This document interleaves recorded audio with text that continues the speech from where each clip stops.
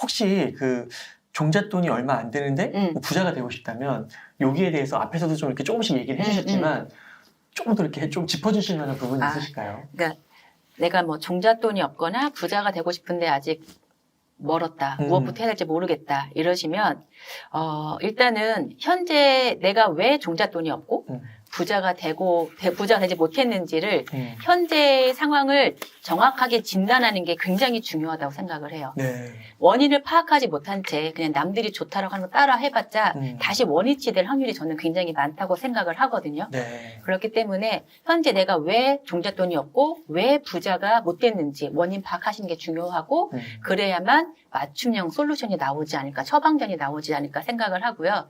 그 다음에 또 중요한 건 왜 부자가 되고 싶을까? 나는 왜 돈을 모으고 싶을까도 생각을 하시는 게 저는 굉장히 중요하다고 생각을 해요. 네. 우리가 항상 어떤 일을 할 때마다 Y에 대한 부분을 먼저 생각을 충분히 하고 그래야 거기에 따른 how, what 이런 게 나오는 거잖아요. 그렇죠? 그렇죠. 근데 내가 Y가 성립이 되지 않은 상태에서 무조건 전략을 짠다라고 하면 그 전략은 막 돌아가는 길이 될 수도 있거든요. 그래서 저는 이것도 굉장히 중요한 포인트다 생각을 하고 만약에 내가 현재 상태를 어떻게 점검을 하는지 모르겠다. 그러면 제가 두 가지 팁을 좀 드릴 수 있을 것 같아요. 첫 번째는 현금 흐름표를 좀 작성해 보세요.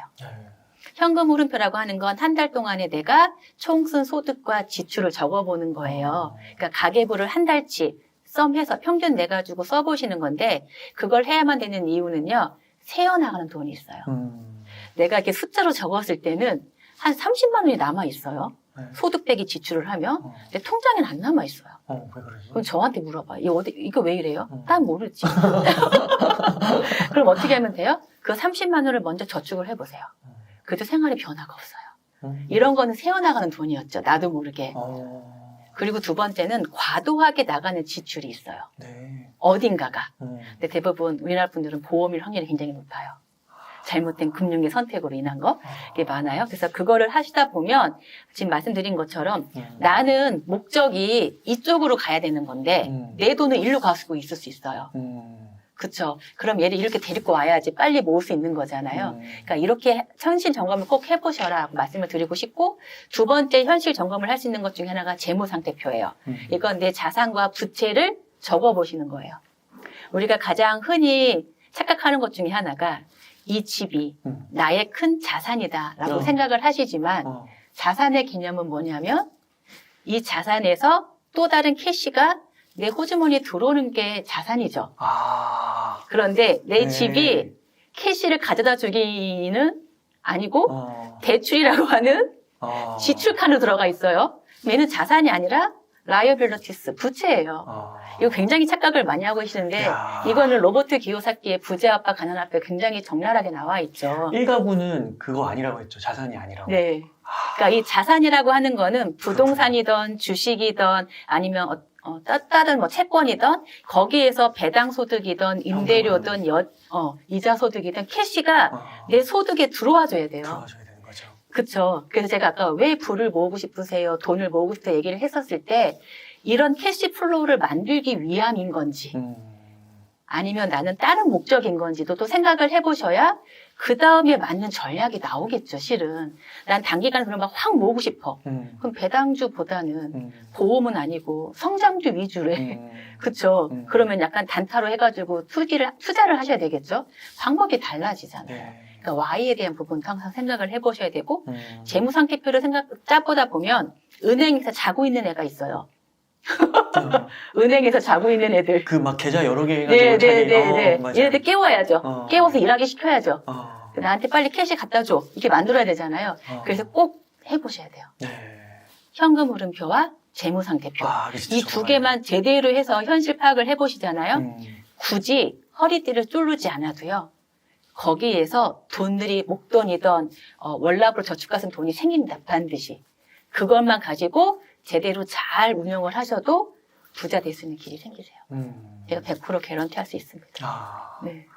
그러니까 이게 그 처음에 종잣돈이 얼마 안 되는 분들은 뭐 사회 초년생일 수도 있지만 어느 정도 시간이 지났는데도 안 모였다는 거는 원인이 있는 거고 원인이 있는 그 원인을 정확하게 몰랐기 네, 때문에 그래서 맞아요. 지금 말씀해 주신 대로 우선 적는 거 네. 재무 흐름이나 네. 현금 흐름이나 가계 분야 네, 이런 맞아요. 것들을 꼭 해보시라. 머릿속에 있는 거랑 음. 엑셀로 하시면 안 돼요. 수기로 써보세요. 완전 달라요. 뭔지 알겠죠? 그러니까 느낌. 손으로 느껴야 되는 네, 거죠. 느껴야 돼요. 그 펜끝으로 느껴야 되는 네, 거죠. 네. 아, 그러면요 혹시 교수님 제가 요 질문지에는 안 넣은 것 같은데 네. 그 사회 초년생들이 예를 들어 요즘 보니까 뭐 가구당 평균 소득이 한 300만 원 정도 된다고 네. 하더라고요. 그럼 사회 초년생은 조금 적긴 할 것 같은데 일단 300만 원이라 했을 때 이분들이 이제 종잣돈을 좀 모아가려고 하는 네. 거예요. 사회생활을 시작하면서 네. 그러면 좀 어떤 정도로 이렇게 소비를 하고 혹시 어떤 정도로 이렇게 좀 저축을 하고 그런 좀 비율이나 이런 게 좀 있을까요? 그러니까 그게 이제 4-3-2-1 법칙이라고 해서 내 소득이 100%다라고 하면 40%가 현재 소비, 30%가 저축. 그러니까 목적 자금을 위한 종잣돈 모으는 거, 네. 20%가 노후 플랜, 은퇴 플랜.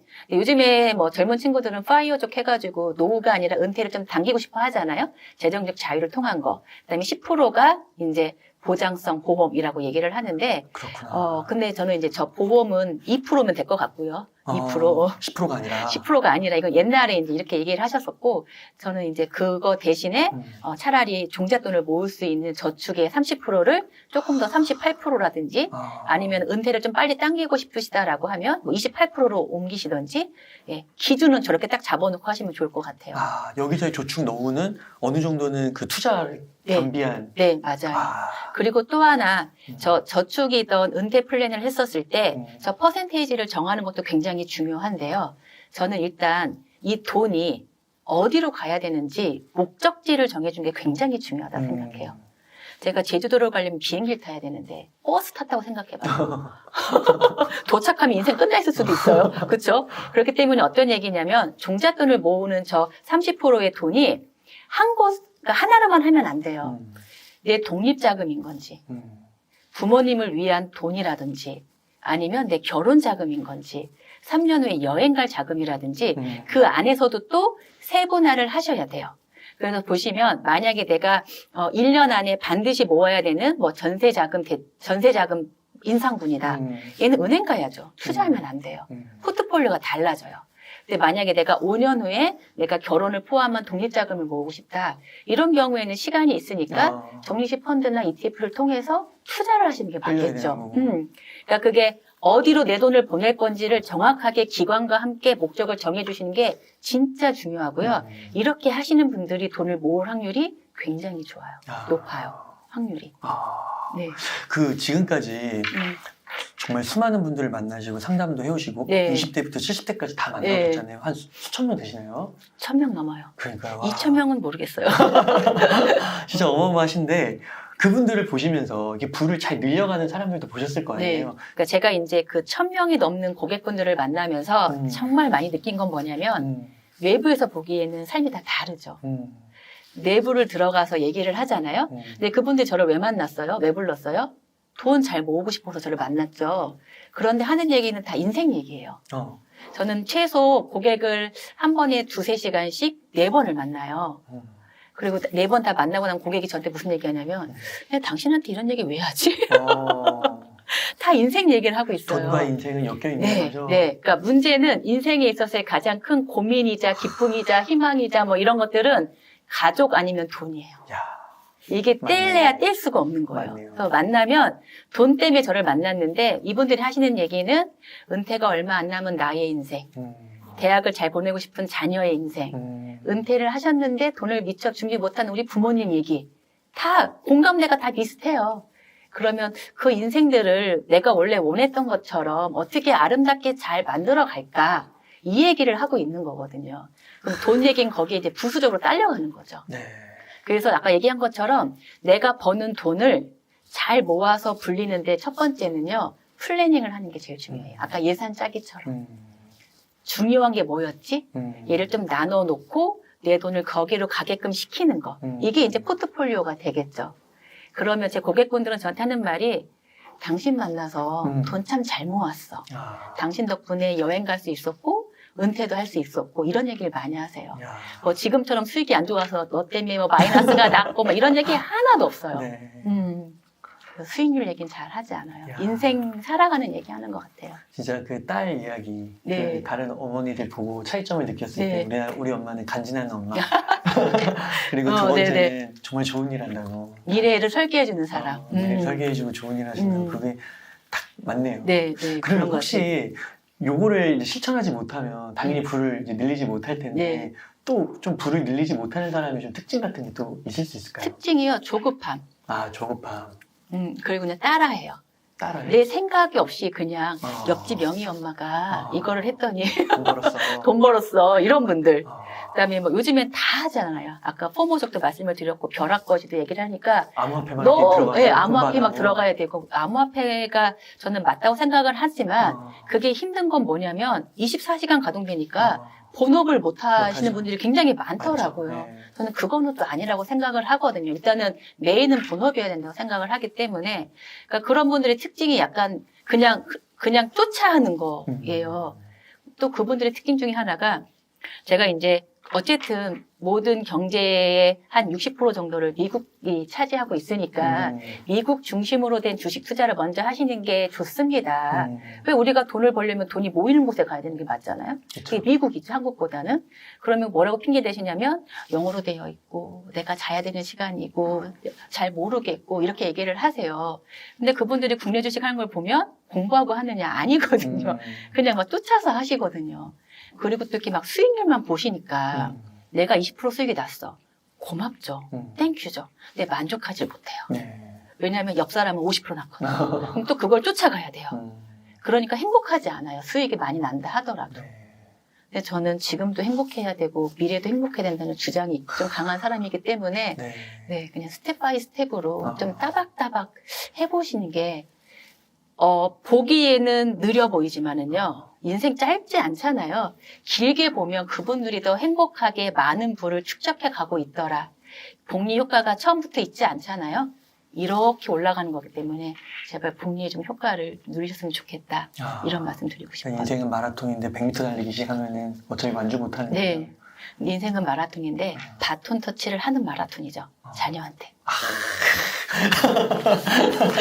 야, 그렇구나. 야, 그렇죠. 예. 바톤 터치를 어떻게 해줘야 되느냐도 우리의 몫인 거죠. 야, 그렇군요. 다음 세대까지 생각해서. 네, 맞습니다. 드리고 싶은 말씀이 제가 아까 초반에 말씀드린 것처럼 제 책을 보시던 강의를 들으신 분들한테 제가 항상 한 가지만 기억을 하시고 한 실천하라. 가지를 꼭 공표하시라고 얘기를 해요. 사람들 많은 데서 얘기를 해라. 네. 그럼 지키게끔 공약처럼. 음. 그래서 한 가지만 꼭 실천을 하셨으면 좋겠고요. 이 엄마의 실천 한 가지가 우리 자녀한테 굉장히 많은 다양한 변화를 가져다 주고 그 아이의 인생을 또 다르게 또 만들어줄 수 있다라고 생각을 하기 때문에 왜 우리가 이렇게 칙칙 효과라고 하죠.